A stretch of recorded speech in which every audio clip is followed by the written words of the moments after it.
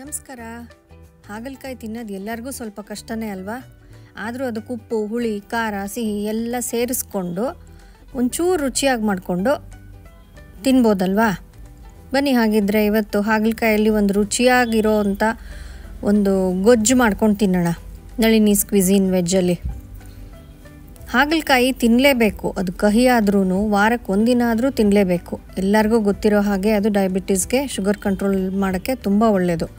ಹಾಗೆ ಅದ್ರ ಬೆನಿಫಿಟ್ಸ್ ಎಲ್ಲ ಕೊನೆಯಲ್ಲಿ ಹೇಳ್ತೀನಿ, ಇಲ್ಲಾಂದರೆ ಅದೇ ಒಂದು ದೊಡ್ಡ ವಿಡಿಯೋ ಆಗೋಗುತ್ತೆ. ಇಲ್ಲಿ ಸ್ವಲ್ಪ ಬಿಳಿಗಿರುತ್ತಲ್ಲ ಆ ಥರ ಹಾಗಲಕಾಯಿ ತೊಗೊಂಡಿದ್ದೀನಿ. ಅದ್ರ ಮಧ್ಯೆ ಅದ್ರ ಬೀಜ ಎಲ್ಲ ತೆಗೆದು ಚಿಕ್ಕದಾಗಿ ಹೆಚ್ಕೋಬೇಕು. ಚಿಕ್ಕದಾಗಿ ಹೆಚ್ಚಿದ್ರೆ ಎಣ್ಣೆಲೆ ಚೆನ್ನಾಗಿ ಮೆತ್ತಗಾಗ್ಬಿಡುತ್ತೆ. ಅದು ಕಹಿ ಹೋಗುತ್ತೆ ಅಂತಾರೆ. ಅದಕ್ಕೆ ಸ್ವಲ್ಪ ಉಪ್ಪು, ಅರಿಶಿನ ಎಲ್ಲ ಹಾಕಿ ಕಲಿಸ್ಬಿಟ್ಟು ಚೆನ್ನಾಗಿ ಒಂದು 10-15 ನಿಮಿಷ ಪಕ್ಕಕ್ಕೆ ಮುಚ್ಚಿಟ್ಬಿಡ್ಬೇಕು. ಅದು ಉಪ್ಪಿಂದ ಎಲ್ಲ ಅದ್ರ ಕಹಿ ಅಂಶ ಬಿಡುತ್ತೆ ಅಂತ.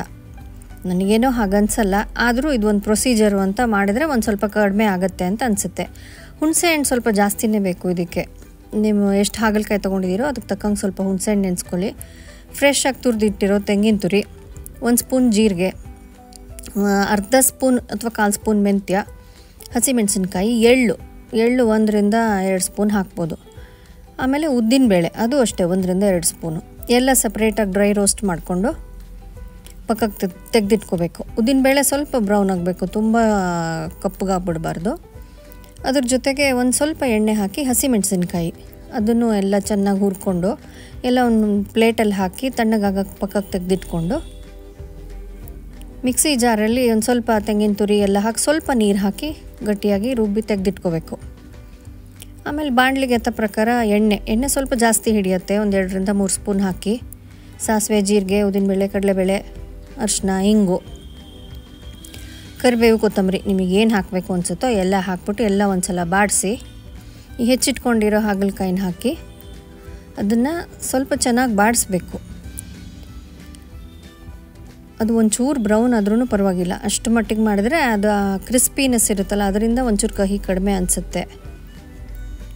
ಕಟ್ ಮಾಡಿ ನೋಡ್ಬೋದು ಅದು ಬೆಂದಿದೆಯಾ ಅಂತ.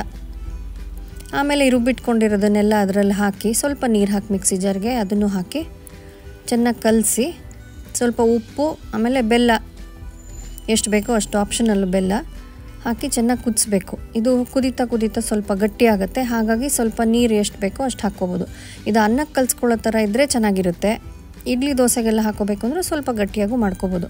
ಆಮೇಲೆ ತಣ್ಣಗಾಗ್ತಾನೂ ಸ್ವಲ್ಪ ಗಟ್ಟಿ ಆಗುತ್ತೆ. ಇದು ರುಚಿ ಮಾತ್ರ ತುಂಬ ಚೆನ್ನಾಗಿರುತ್ತೆ. ಉಪ್ಪು, ಹುಳಿ, ಖಾರ, ಆಮೇಲೆ ಹಸಿಮೆಣಸಿನ್ಕಾಯಿ ಖಾರ ಬಿದ್ದಿರುತ್ತಲ್ಲ, ಖಾರ ಸ್ವಲ್ಪ ಜಾಸ್ತಿ ಇದ್ದರೆ ಅದ್ರ ಕಹಿ ಗೊತ್ತಾಗಲ್ಲ ಅಂತ.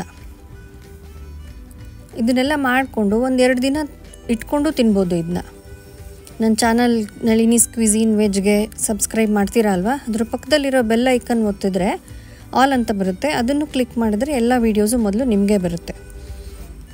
ಮಾಡ್ತೀರಲ್ವ ಈ ಗೊಜ್ಜು? ಹಾಗಲಕಾಯಿ ಅಂತೂ ತಿನ್ನಲೇಬೇಕು. ಅದು blood purifier, detoxification, liver detoxification, anti inflammatory, ಅದನ್ನು ಹೇಳ್ತಾ ಹೋದರೆ ಬೇಕಾದಷ್ಟು ಹೇಳ್ಬೋದು. ಹಾಗಾಗಿ ಕಹಿ ಇದ್ದರೂ ಕೂಡ ಅದನ್ನು ವಾರಕ್ಕೆ ಒಂದಿನ ರುಚಿಯಾಗಿ ಮಾಡಿಕೊಂಡು ತಿನ್ನಲೇಬೇಕು. ತಿಂತೀರಾ ಅಲ್ವಾ?